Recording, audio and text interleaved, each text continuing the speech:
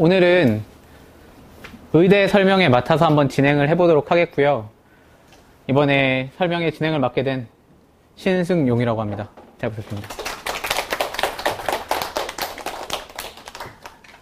다들 사실 익숙한 친구들 많이 있다 보니까 왔다 갔다 하면서 많이 봤겠지만 의대 설명회 준비하면서 어떤 거 좀 얘기해주면 좋을까 나름 고민을 좀 많이 해봤습니다. 갑자기 존댓말 하니까 이게 잘 안 되네요. 특히나 지난번에 경찰대 설명회 하면서도 그랬고 이게 이 다음에 진로와 진학을 좀 연결시켜서 얘기를 해주고 싶어서 우리가 지금 공부를 하고 있는 이유가 그냥 대학을 가고 나서 끝나는 게 아니라 대학을 가서도 또 이런 고민들이 생기잖아. 그렇다 보니까 이 다음에 어떻게 좀 연결하면 좋을까라는 것들 가지고 좀 고민을 해봤고 그래서 오늘 순서는 진로, 의사가 과연 답일까에 대한 얘기 먼저 한번 나눠보고 그 다음에 진학에 대한 거, 의대에 과연 어떻게 해서 가야 되는가 라는 걸로 이어서 한번 진행을 해보도록 할게요. 첫 번째, 과연 의사가 답일까? 라고 하면 우리 두 갈식 구성 좋아하지 않습니까? 먼저 결론부터 얘기하면 의사가 답이 맞습니다. 답이에요. 의사가 정말 정답이야. 이걸 어떻게 왜냐하면 첫 번째를 봐보면 가는 길이 엄청 힘들거든요.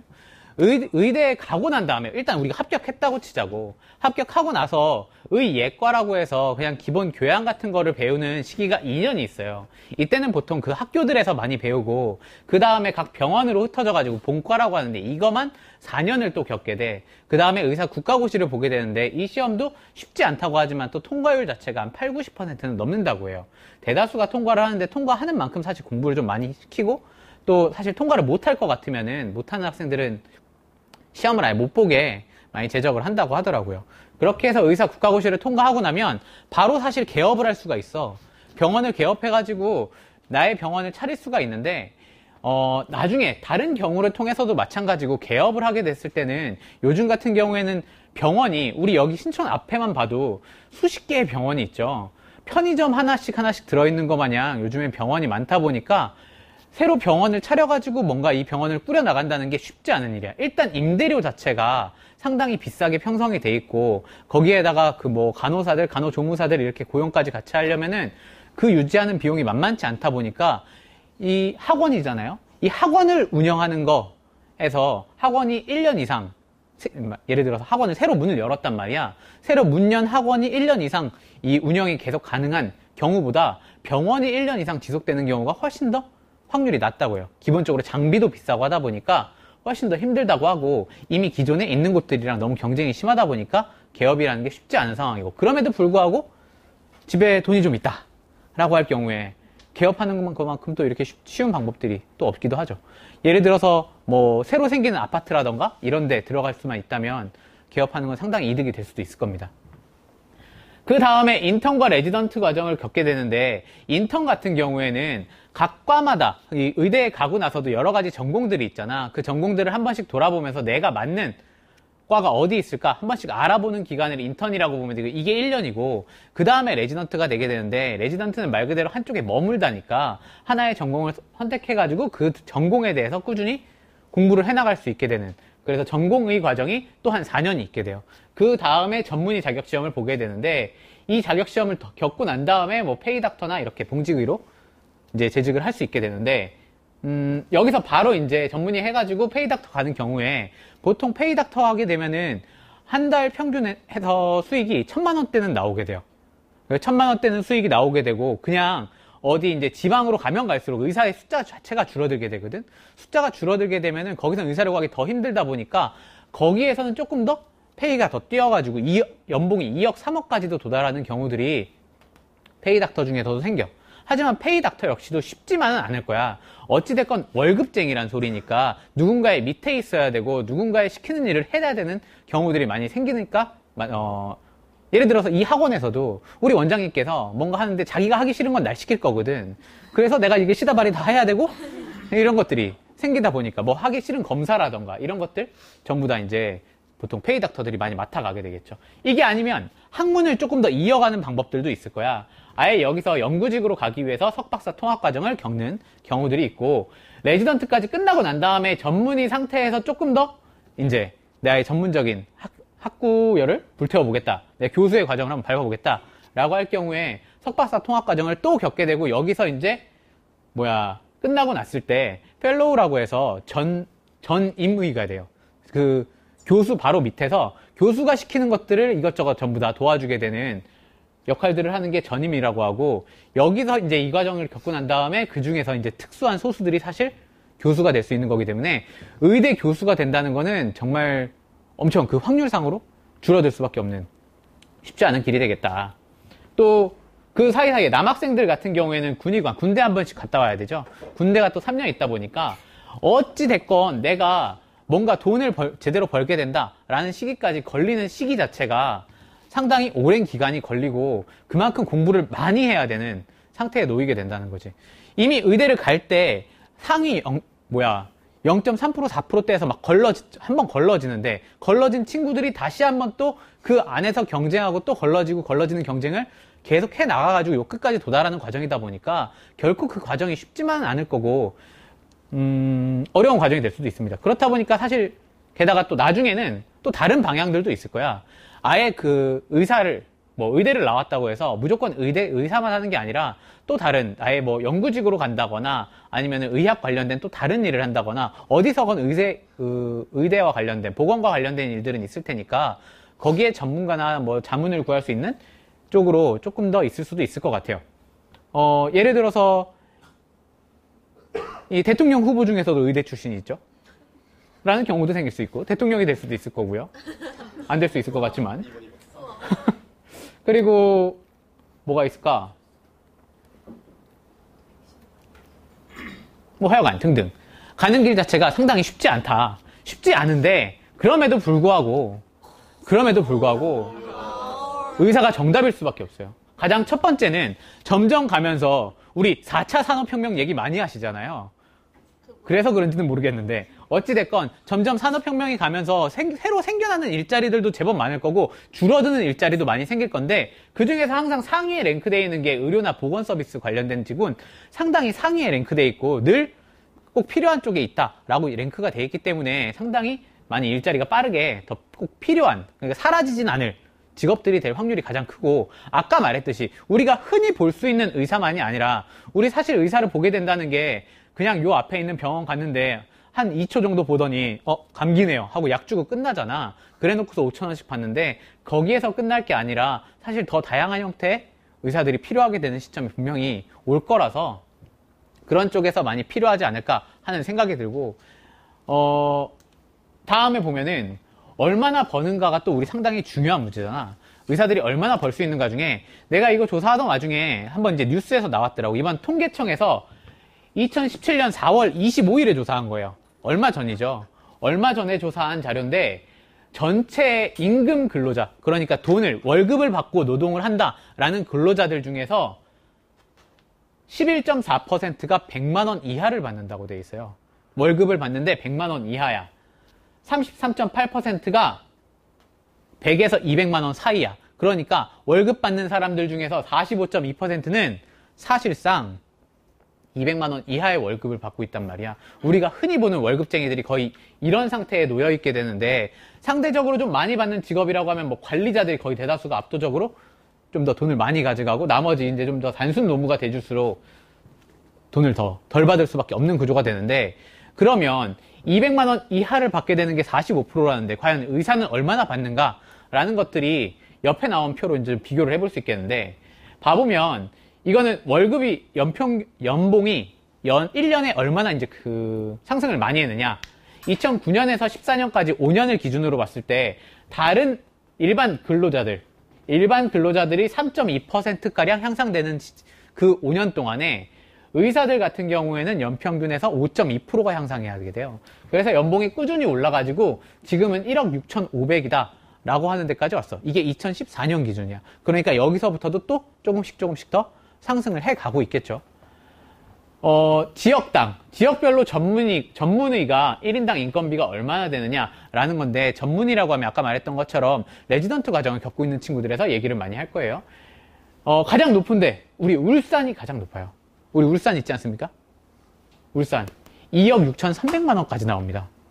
2억 6,300만 원까지 나오고, 상대적으로 의사가 좀 많다 하는 지역까지 내려오게 되면 여기는 서울인데 1억 1억 3천까지 나오게 돼.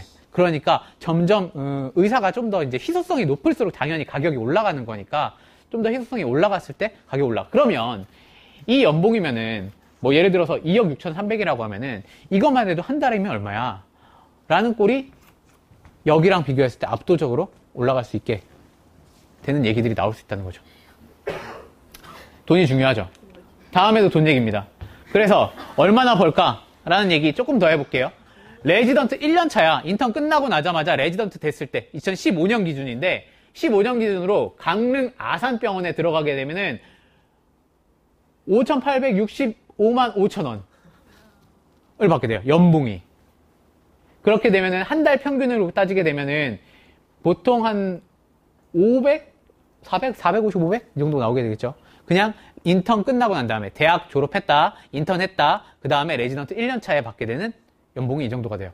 그러니까 이미 아까 그 기준에 나왔던 다른 직업군들에 비해서 상당히 월급이 크고 가장 마지막에 있는 게 은평이야.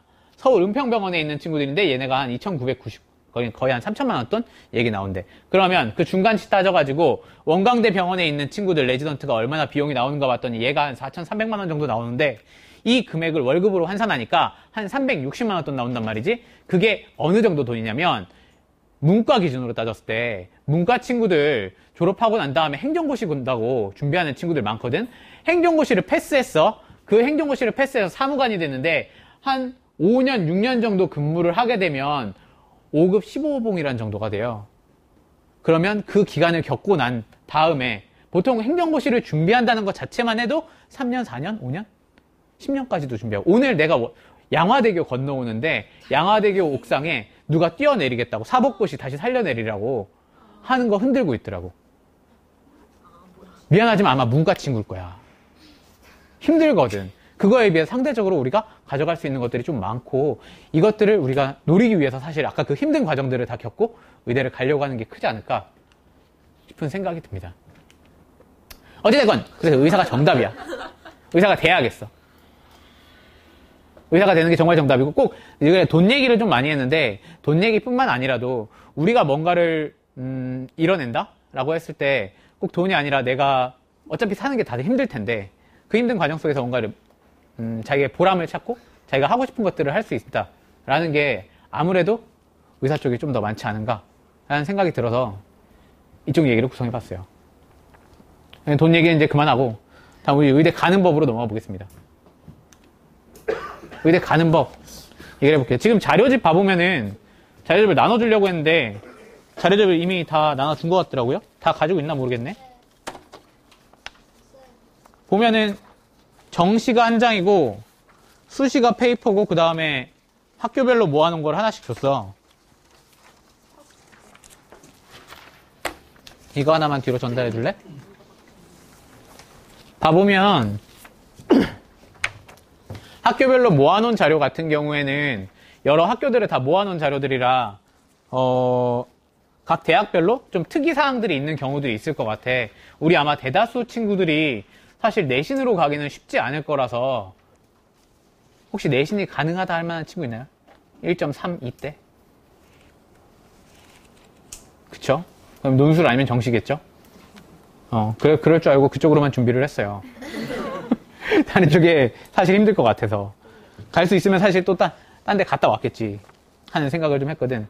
그래서 이쪽은 대학별로 나눠져 있어서 논술 문제 유형 같은 것도 살짝 나와 있으니까 좀 참고하면 좋을 것 같아 해서 나눠준 게 대학별 자료고 그 다음에 종합해놓은 자료들이 좀 보기가 좋아요. 이것저것 막 종합해놔가지고 자료집 만드는데 신경을 좀 썼는데 얘네들 가지고 내가 지원할 수 있는 학교가 어떻게 지금 반영을 하고 있고 얘가 뭐 어떤 게 있구나 라는 거 한번 같이 넘어가면서 봐보도록 할게요. 종합해놓은 거 보도록 하겠습니다. 의대에 가는 법. 일단 제일 첫 번째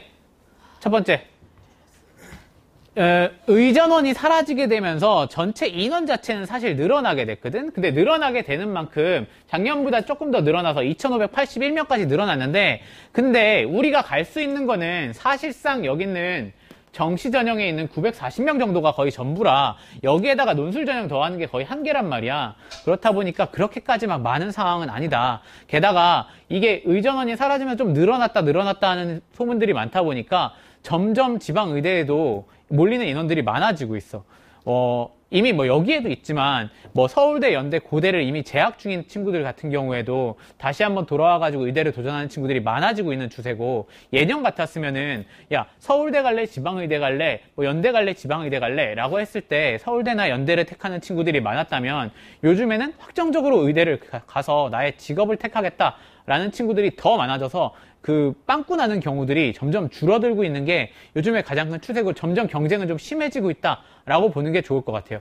예년에 비해서 전체 인원이 늘었음에도 불구하고 정시 인원이 줄어들었다 보니까 정시 경쟁은 분명히 더 세질 거야. 그래서 우리가 조금 더 쉽지는 않을 텐데 그나마 조금 더 노려볼 수 있다라고 할 만한 거는, 이번에는 영어가 좀 빠지게 되니까 상대적으로 조금 변수가 좀 있지 않을까라는 게 좀 노림수고 기다려볼 수 있을 것 같아요. 이 중에서 수시가 1592명이라고 하는데, 수시 1592개 중에 우리가 쓸 수 있는 게 거의 대다수가 논술 전형에 해당하는 정도, 278명 정도가 있어서 우리가 노려볼 만한 게 논술이랑 정시 정도에서 거의 맥시멈이 되지 않을까. 다만 그래도 내가 논술 전형을 조금 더 우리한테 희망적으로 볼 수 있다는 거는, 고등학생 때에 비해서 재수생 때가 되게 되면 공부하는 학습량 자체가 훨씬 더 늘어나게 될 거야. 여기 20살 친구들이 있는데 고등학교 때 내가 했던 공부량 적게 하진 않았을 거야. 그래도 공부 분명히 많이 했을 텐데 재수생이 되면 압도적으로 그 공부하는 양이 늘어나게 되고, 양이 늘어나게 되면 훨씬 더 통합적인 사고들을 많이 할 수 있다 보니까 여러 가지 지식들을 융합하는 게 훨씬 더 쉬워진단 말이야. 그것 때문에 논술이 조금 더 쉬워질 수 있지 않을까, 논술에 조금 더 가능성을 좀 열릴 수 있지 않을까 하는 생각이 들어서, 게다가 이제 수능 최저 자체도 상당히 높은 편이고, 그래서 논술이 조금 더 가능성이 있다라고 얘기를 해주고 싶고요. 그 수능 최저랑 관련해서는 이게 작년이랑 재작년 쭉 하면서 수시 최저의 충족률을 따져본 거야. 얼마나 충족을 시켰을까라는 걸 따져본 건데, 이거는 지금 표로 주지 않았어요. 그냥 추정치라서 그냥 표로 주지는 않았는데, 대충만 봐보면 예를 들어서 가톨릭 대학교다라고 하게 되면, 세계 영역 1등급을 받는 게 15학년도에 그 최저였어. 15명을 뽑는데 2200명이었고, 그러면 실제 우리 눈에 보이는 경쟁률이 152대 1이 나왔단 말이야. 근데 이 최저를 넘기는 학생들을 딱 따져보고 보면은 실제로는 거의 한 30대 1 정도 수준까지 떨어졌다는 소리지. 보면은 여기 있는 실질 경쟁률이 사실 중요한 건데, 예를 들어서 뭐 여기 경북대 치대를 말하는 거거든. 경북대 치대 같은 경우에는 77.5대 1이었는데 실제로는 한 9.5대 1까지 거의 대다수가 최저에서 잘려나가고, 거기서 살아남는 인구가 많지 않기 때문에 사실상 거의 한 10대 1을 많이 넘지 않게 되는 경우들이 많이 생긴다. 이건 역시도 올해에는 뭐 영어를 끼는 바람에, 수능 최저에 영어가 껴있는 바람에 조금 더 이제 가능성이 넓어지는 경우도 있고 좀 좁아지는 경우들도 있는데, 어찌됐건 이 최저를 넘긴다는 게 쉬운 문제는 아니라서, 게다가 지금 최저들이 상당히 좀 높은 쪽에 많이 편성들이 돼 있기 때문에 수시 최저를 봐가지고 조금 더 높은 전형이 있다면 더 경쟁이 해볼만 하지 않을까 싶은 생각들을 가지고, 보면은 논술 전형 같은 경우에 이제 수시 모집 해놓은 거에서 보면은 학생부 반영을 많이 한다고 돼 있는 전형들이 몇 가지 있는데, 뭐 논술 60대 학생부 40 했을 때도 학생부에서 갈리는 경우들은 거의 없어.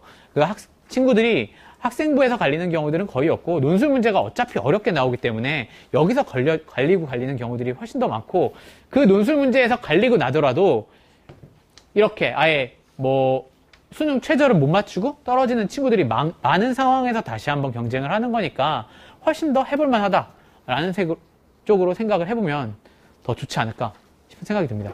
특히나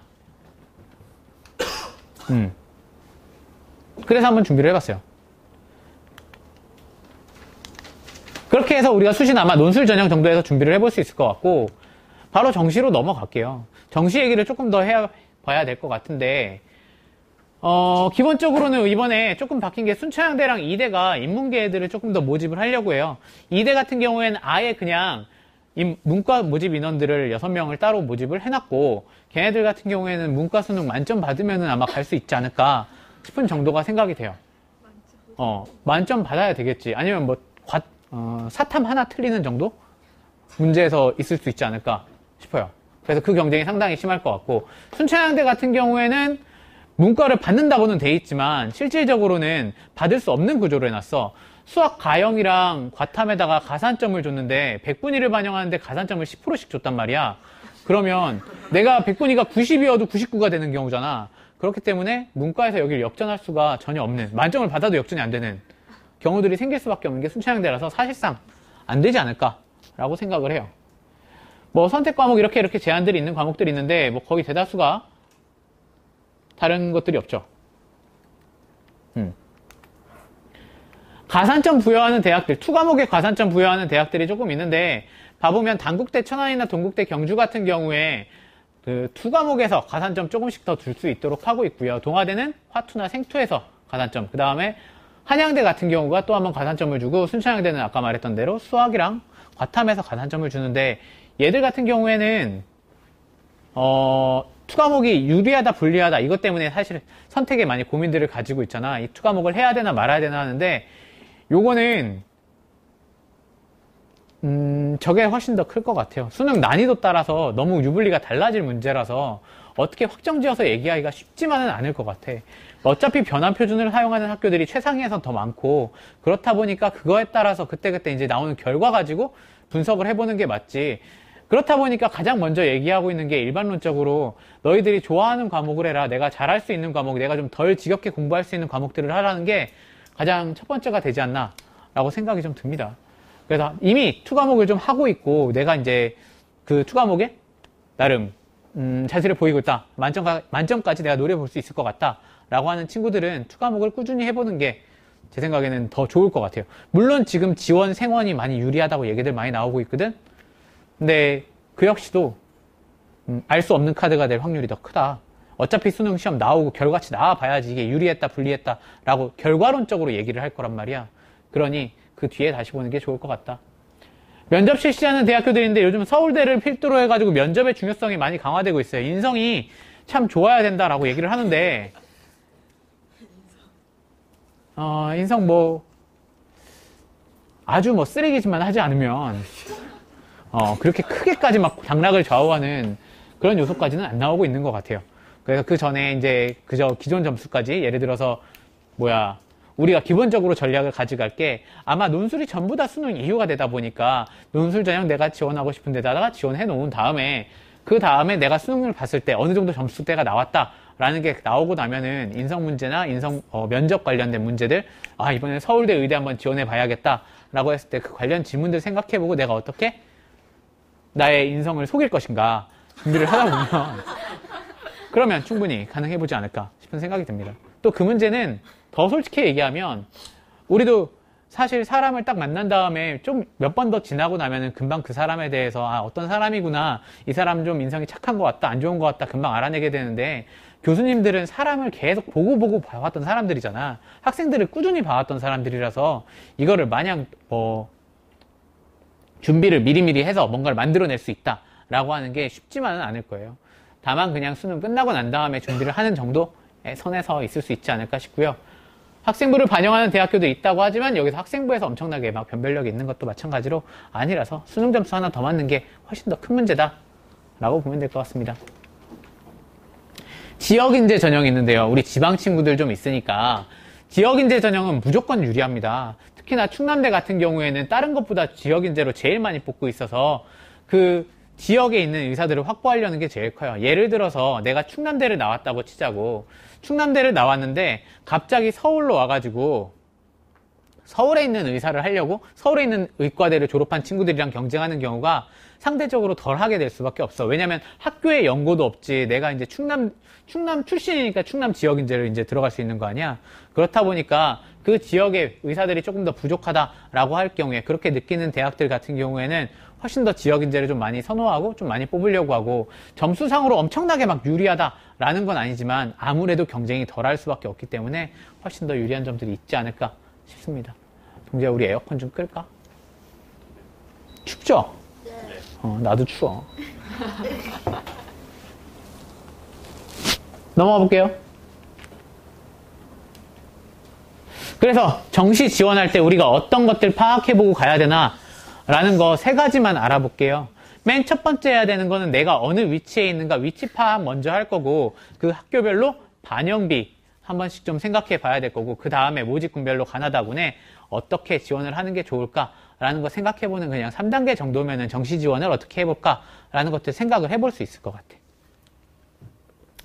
이거는 예시입니다. 그냥 성적표 예시를 하나 가져왔어요.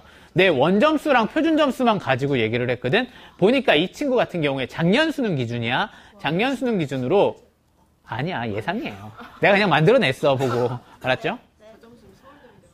국어 하나, 영어 하나, 그 다음에 탐구 하나, 이렇게 해서 3개 틀렸단 말이야. 3개 틀리고 나니까 표준점수가 아래처럼 나왔는데, 아래 표준점수의 합을 따져보고 나니까 538점이 나와요. 문제는 이 538점이 각각 어느 정도 위치를 차지하고 있는가라는 것들을 확인하는 게 중요한데, 이 다음에 봐보면, 이 매번 시험이 끝나고 나면은, 그 평가원에서 그 과목별로 누적 도수를 발표를 하게 돼 있어. 그 발표를 하는데 실제로는 원점수가 안 나오게 되거든. 우리 수능 성적표에도 원점수는 안 나오잖아. 그 원점수 빼고 나머지 과목별로 국어에서 예를 들어서 작년 수능은 55만 1,108명이 국어 수능을 봤는데 이 중에서 1,277명이 만점을 받았대. 그래서 만점 받은 친구들을 139점으로 잡아놓고 이렇게 각각을 나열을 시켰던 거야. 과목별로가 이렇게 쭉쭉쭉 있는데 이 과목별을 다시 한번 종합을 해가지고 추정치를 내게 되는 거예요. 그 아까 말했던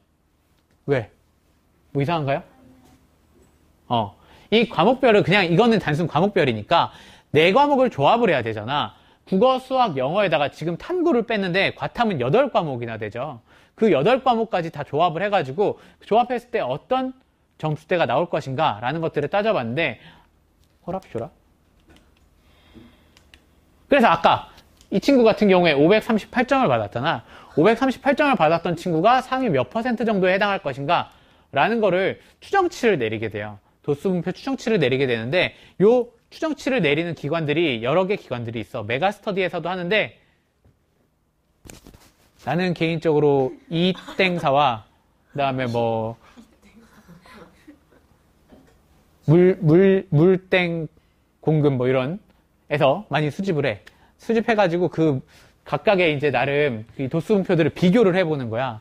비교해가지고 어디가 어느 정도를 잡고 있구나 라는 것들을 알아보게 되고 그 알아본 데에서 이제 기준을 잡고 시작하면 돼요. 아까 538점 같은 경우에는 지금 0.05%에 해당하는 정도 점수야. 엄청난 점수죠. 국어, 영어, 수학, 탐구 하나 틀렸다 해서 3개 틀렸다 할 경우에 요 정도에 들어가게 되고, 요 인원은 지금 올해 인원이라서 인원은 안 맞을 거야. 작년 여기 같은 경우에는 아마도 이 점수를 받았으면 서울대를 안 쓸 수가 없을 거야. 사실 이거보다 조금 더 높아야지 안정적으로 들어간다 얘기를 할 거거든. 근데 요 정도에서는 아마 뭐 면접에서 좀 뒤집힌다거나 라는 경우도 종종 있을 수도 있을 것 같아요. 우리 3년 전에 우리 메가스터디에서 만점자가 한번 나온 적 있었어. 유일한 만점자에서 전복렬이라고 수능 만점자가 딱 나왔는데 걔가 서울대 의대를 떨어지게 돼. 면접 보고 와서 떨어지게 돼요. 라는 경우들이 몇 번씩 있었거든. 그래서 아슬아슬하긴 하지만 아마 서울대 의대, 그 다음에 연대 의대, 아주대 의대 뭐 이런 식으로 지원을 하지 않았을까 싶습니다. 여기 있는 순서는 꼭 점수 순서는 아닌데 나름 서열화를 하긴 했거든요. 배치표상의 점수야. 배치표상의 점수라서 실제 서열과는 조금 차이가 있을 거야. 우리가 보통 뭐 서연, 성카울 뭐 이런 식으로 얘기를 하잖아요. 그거의 점수랑은 조금 좀 다를 거예요. 아무래도 상대적으로 그 지원을 하는 애들이 좀 다르다 보니까 배치표에서 조금 뒤집혀 있는 경우들도 있는 것 같아. 그러면은 얘네들이 어디서 이제 빠질 건가도 좀 생각을 해봐야 되는데 서울대 쓴 친구들은 아마 연대를 썼을 거란 말이야. 그렇다 보니까 연대에서는 추가 합격이 도는데 그러면 성대나 가톨릭대에서는 서울대로 빠지는 인원들이 상대적으로 적다 보니까 거기에서 빠지는 인원들이 적겠지. 그럼 다군 같은 경우에는 빠지는 인원들이 어마어마할 거란 말이야. 앞에 있는 가군이나 나군에서 빠지는 학교들이 많다 보니까 인서울 대학들이 여기 쪽에 많이 몰려 있다 보니까 상당히 많이 빠지게 될 거고 요즘에는 아까 가천대를 좀 얘기를 해야 되는데 가천대의 위치가 상당히 높아졌어요. 길병원 우리 이기리어 여사가 길병원 열심히 만들어 놔가지고 가천대의 입장이 상당히 높아져가지고 인서울 대학이라고 봐도 거의 무방할 정도로 상당히 점수대가 좀 많이 센 학교가 돼 있습니다.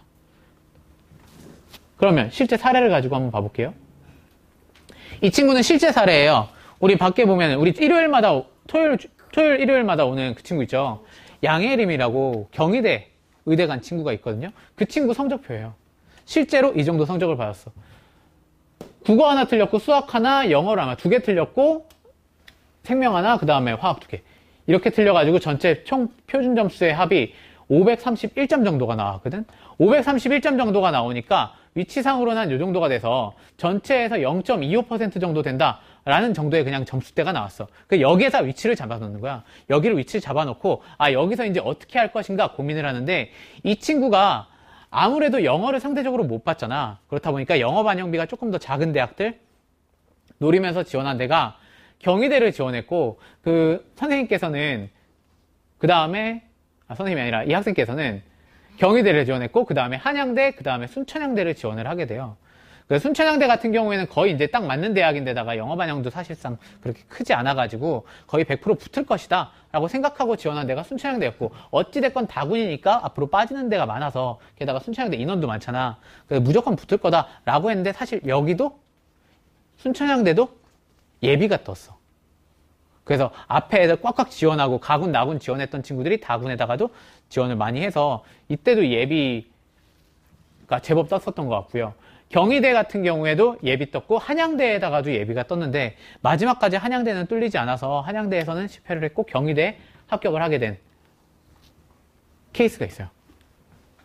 그래서 지금 이때만 해도 수학이랑 탐구의 그 가치가 훨씬 더 높았던 시기인데, 지금은 이제 영어를 안 보게 되다 보니까, 예전에는 탐구를 조금 더 망쳤더라도 영어에서 영어를 좀 잘하는 친구들이 이걸 딱 상쇄시키는 경우들이 있었단 말이야. 그런 경우들이 다음에 아마 볼 것 같은데, 이런 경우가 그렇거든요. 이게 좀 잘 안 보일 것 같은데, 이게 뭘 말하는 거냐면, 이것도 그냥 내가 만들어 본 건데, 대학별 환산 점수에 따라서 환산 점수 반영비에 따라서 역전 현상이 나타나는 경우들이 있거든. 지금 봐보면 표점 합에서 순서대로 나열을 한 거야. 맨 위에서부터 545점부터 539, 538, 41, 39, 38, 38 이러면서 쭉 내려가거든. 거기 내려가게 돼 있고, 문제 틀린 문항수가 2개, 3개, 4개, 5개, 6개, 7개 뭐 이렇게 줄줄 내려놓게 해놨단 말이야. 쭉 나름 무지개 색깔로 해놨어요. 무지개 색깔을 보면 되는데, 근데 실제로 반영을 봐보면, 예를 들어서 서울대 같은 경우에는 F가 지금 A 다음에 와 있는 이런 경우들이 뒤집히는 경우들이 생겨. 대학별 환산 점수를 따졌을 때 실제 저 점수랑은 좀 점수가 달라지는 경우들이 생기거든. 가장 대표적으로 보면은 B랑 C 사례를 비교해 볼 수가 있을 것 같은데, B도 3개 틀렸고 C도 3개 틀렸단 말이야. 3문항 틀렸어. 3문항을 틀렸는데 표점합으로 따지면, 그냥 단순 표점합으로는 539점, 538점이었는데, B 같은 경우에는 영어를 2개 틀리고 탐구를 하나 틀렸던 친구. 그렇게 해서 3개. 그 다음에 C 같은 경우에는 국수 0에서 하나 이렇게 해서 3개 틀렸던 친구가 있어. 그래서 이 둘의 친구가 각 대학별 환산으로 따졌을 때 보면은 한 번씩 뒤집어지는 경우들이 이렇게 생겨나요. 이렇게 앞뒤로 왔다 갔다 하는 경우들이 생기는데, 요게 올해에는 아마 상대적으로 더 없어지는 현상들이 나올 거야. 뭐 영어가 이제 절대평가화 되면서 영어는 이제 사실상 이제 1등급을 받아야만 하거든. 이걸 못 받은데 의대를 간다. 나는 뭐 서울대는 0.5점밖에 마이너스를 안 하니까 0.5점 마이너스 받아도 돼요. 2등급 할래요.가 안 되는 현상이 나올 거라고. 무조건 이걸 받아내야지만 사실 최상위권 의대에 지원을 할 수 있을 거라서, 그 0.5점이 너무 아까울 거라서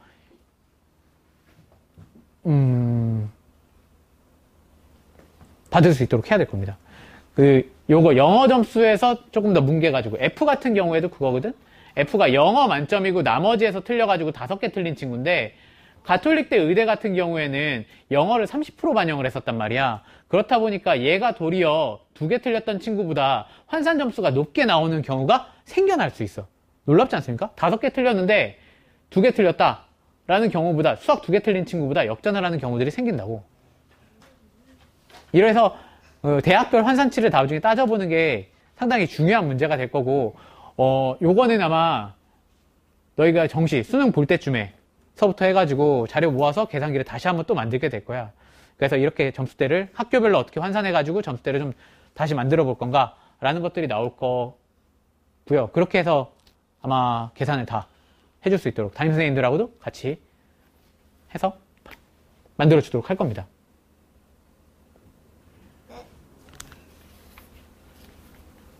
그러면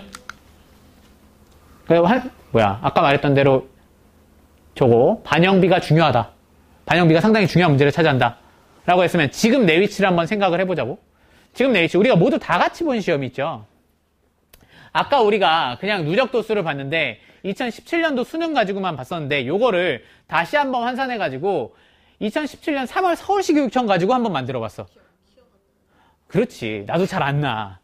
어떻게 됐을까라고 따져보면 그냥 점수만 한번 보고 봐봐.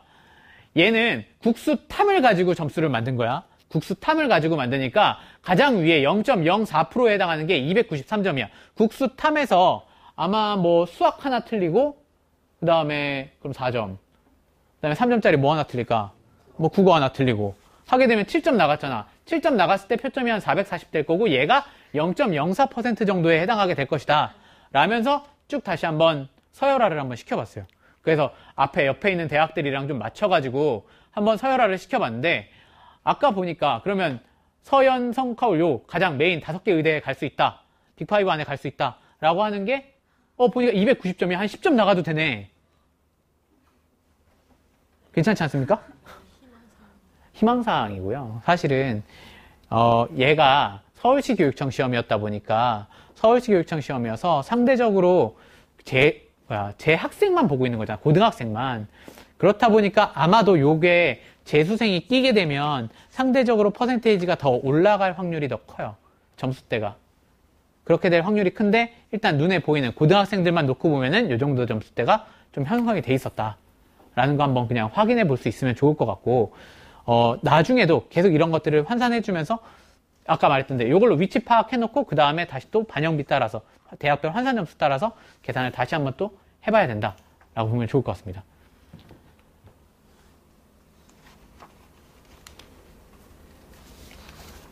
이건 전체 봐보면은 우리 정시 반영 비율 한 장짜리에 나와 있는 것들을 조금 대학별로 서열화 시켜서 본 거거든. 앞에 컬러로 해놓은 거 있잖아. 컬러로 해놓은 거 대학별 환산 점수에 있는 거를 대학별로 좀 서열화 시켜서 서연, 성카울, 고려대, 중대, 경희대, 한양대, 가천대 뭐 이런 식으로 쭉 순서를 좀 만들어 놨는데요. 이 중에서 그냥 같이 좀 찍고 넘어갔으면 좋겠는 게 있어서 그냥 이런 게 있구나 라는 것만 한번 확인해보고 다음에 넘어가면 될 것 같아요. 제일 첫 번째로는 서울대가 인원을 늘렸어. 희망적이지 않습니까? 우리 서울대 의대에 갈 수 있는 문이 5자리가 더 생겼어요. 그래서 서울대 의대가 5명 더 갈 수 있다 라는 거. 하지만 아까 말했던 것처럼 인원이 전반적으로 다 줄어들었다 보니까 파란색으로 체크한 데는 전부 다 작년에 비해서 인원이 줄었어. 인원이 줄었으면 그만큼 사실 경쟁이 조금 더 올라갈 수밖에 없겠지. 특히나 뭐 연대, 성대, 고대, 한양대 이런 데가 줄어들다 보면은 다른 학교들도 같이 덩달아서 점수대가 조금 더 올라갈 수 있는 게 아마 올해 수능이 될 것 같습니다. 두 번째 특징이라고 할 만한 거는 극단적으로 한쪽에 좀 비중을 많이 두고 있는 전형 대학들이 있어요. 서울대 같은 경우에도 서울대는 다른 학교는 보통 수학이랑 탐구에다 가중치를 많이 뒀던 반면에 서울대는 국어랑 수학에다가 가중치를 좀 많이 나눴어. 그렇다 보니까 국어를 잘하고 국어랑 수학을 특히나 잘하는 친구, 국어 수학은 분명 만점 받을 수 있다 라고 하는 친구가 서울대 의대 갈 때는 가장 유리하게 될 것 같고, 반대로 성대 같은 경우에는 수학이랑 탐구에다 가중치를 두고 있다 보니까 탐구는 완전히 다 맞을 수 있다 라고 하는 친구가 상대적으로 수학을 다 맞는다는 가정하에 조금 더 유리할 수 있을 것 같고요. 좀 특이했던 게 중대 같은 경우에도 탐구 가산치가 조금 더 크고요. 한양대는 수학이랑 탐구랑 반영비가 똑같이 35%대 들어가서 여기도 반영 많이 하고, 재미난 거는 순천향대가 영어 반영 비율을 30%로 해놔서 상대적으로 거의 그냥 무난해져 버리는, 영어는 어차피 거의 다 1등급 받아올 거란 말이야. 그렇다 보니까 나머지 전체를 골고루 반영하겠다라고 보는 게 맞아지는 정도가 될 것 같고, 이화여대 같은 경우에도 그래요. 전체를 25%씩 반영하다 보니까 특별하게 뭔가 특출난 과목이 아니라 전체가 고루 괜찮다라는 경우들에서 조금 더 데려가려고 하지 않나 하는 정도로 보면 좋을 것 같습니다.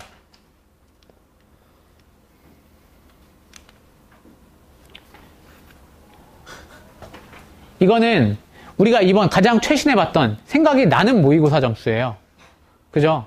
생각나는데 아마 시험 성적표에는 점수대가 나오지 않아가지고 조금 고민이 될 것 같은데, 봐보면 내가 일부러 이 가운데를 좀 숨겨놨거든? 촬영도 하고 한다고 해서 강뭐땡 성이에요. 어딘지 알겠죠? 강뭐땡 성이라고 저기 남쪽에 있는데 이 강성학원 같은 경우에는 인원이 1900명이란 말이야. 인원이 1900명. 이과 인원만 1900명이야. 이과 인원이 1900명인데 얘네들의 평균이 전체 평균이 346.9가 나와요.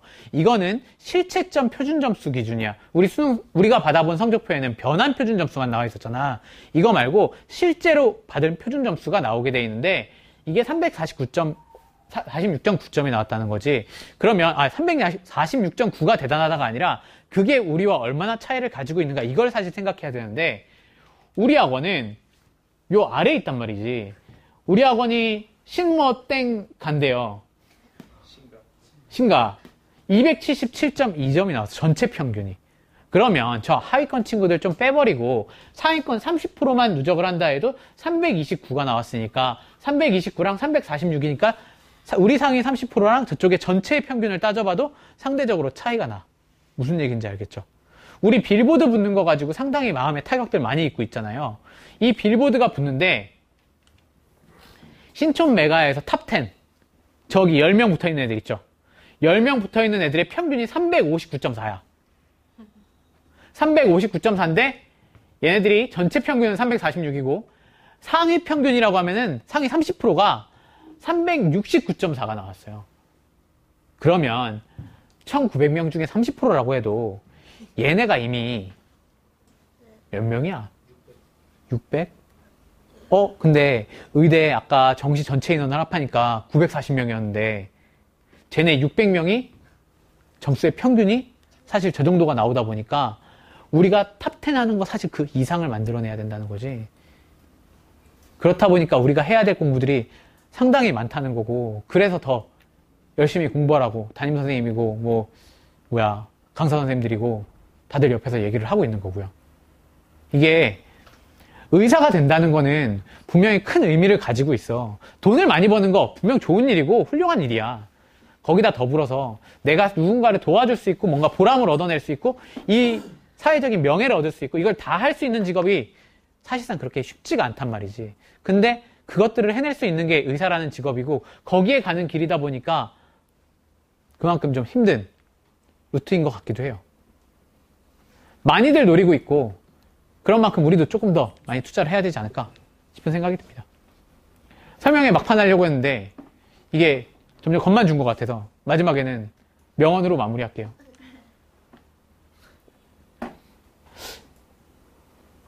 위대한 일을 이루는데 특별한 도전이 필요하진 않다. 순간순간의 작은 도전이 모여 위대한 일이 이루어진다. 라고 하고 싶은데